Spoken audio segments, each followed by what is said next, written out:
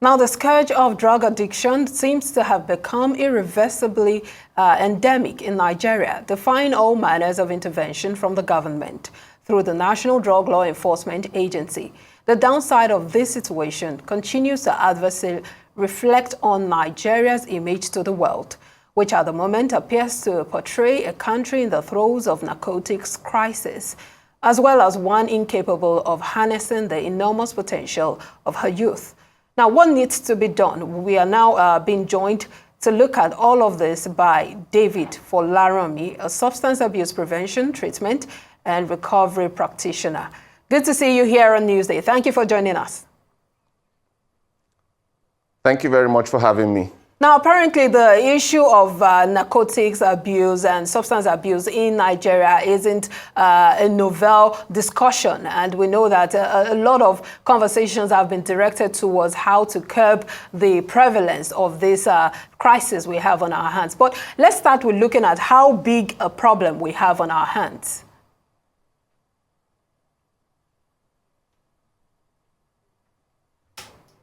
Okay, thank you very much.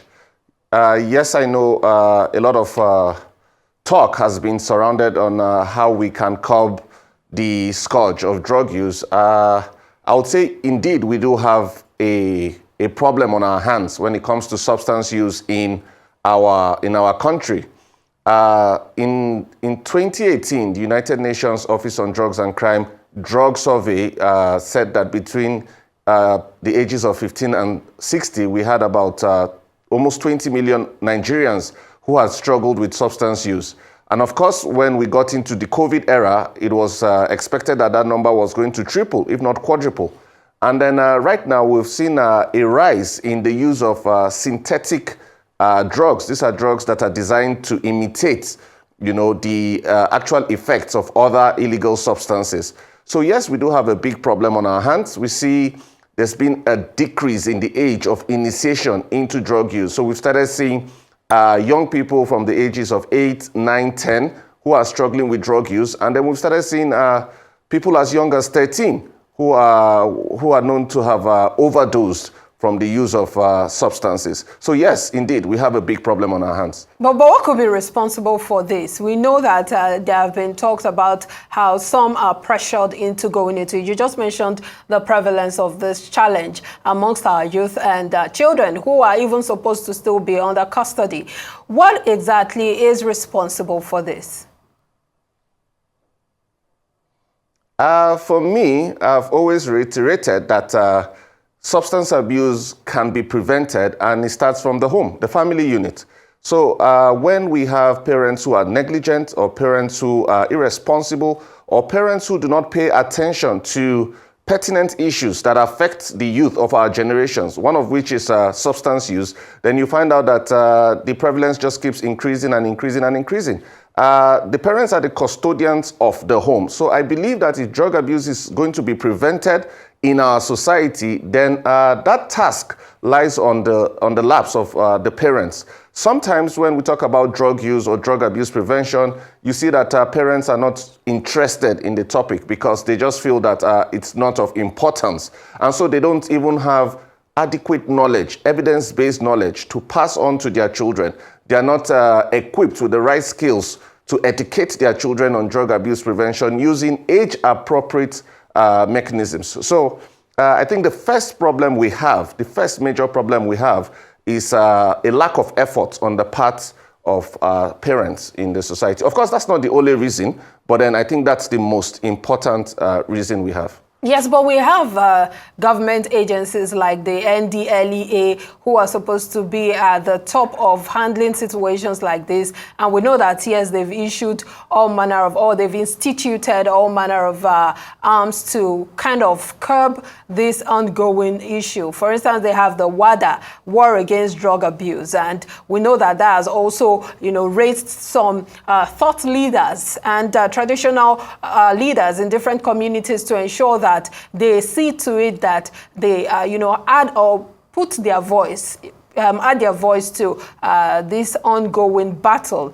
against drug abuse. But I'd like to know what your submission of the role of the NDLEA has been so far on this? Are they doing enough? What do you think they should be doing that they're not doing?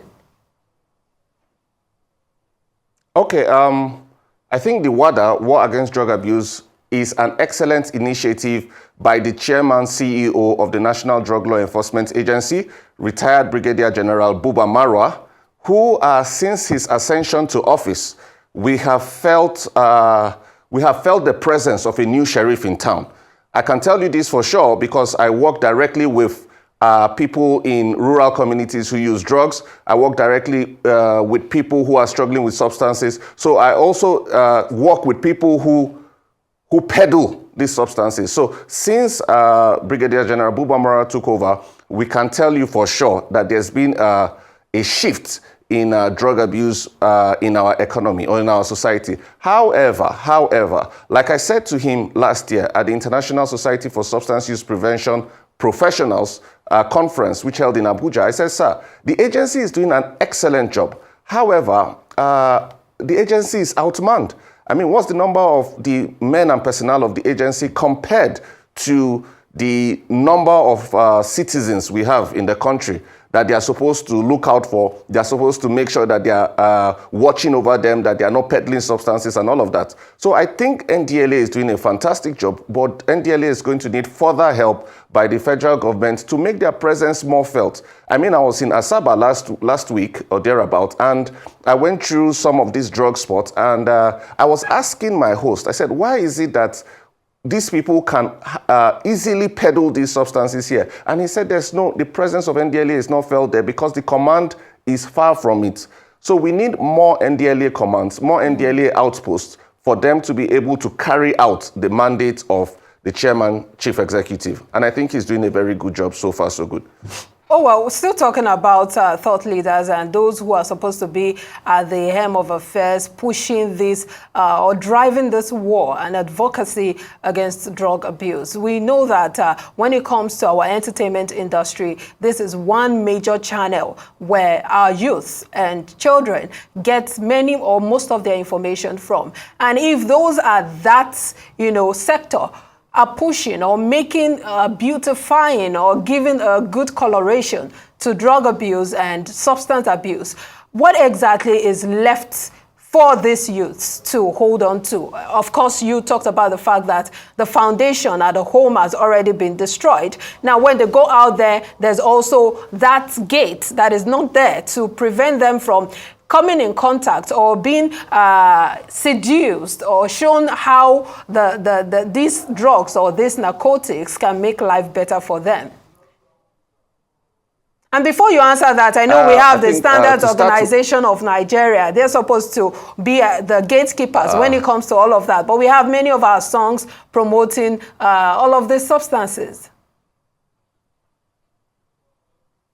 Exactly. You just brought that right out of my mouth. So apart from the Standard Organization of Nigeria, we need other relevant government agencies to perform oversight function on what is being put out there on media. I mean, it's unfortunate that we see some of the celebrities and some of these stars that our young people look up to openly using substances on social media and in their music videos. It's unfortunate. It's really unfortunate. They glorify substance use, which is why I said, we cannot leave this duty or the job that we as parents or we in the family are supposed to do to equip our young ones. Because when they go out there, they are going to watch these videos, they are going to see these things. It's going to look cool to them. So if we haven't cooked them properly on the home front, it's snatched away from us because of what they see and what they think is right that is taking place on the media. I think there should be sanctions also. I think there should be sanctions for people who portray drug use as being cool, being right, being what is the in thing and things like that. And on that punitive note, we'll leave the conversation. Thank you so much, David Folaranmi, for lending your voice to this issue of drug abuse in Nigeria.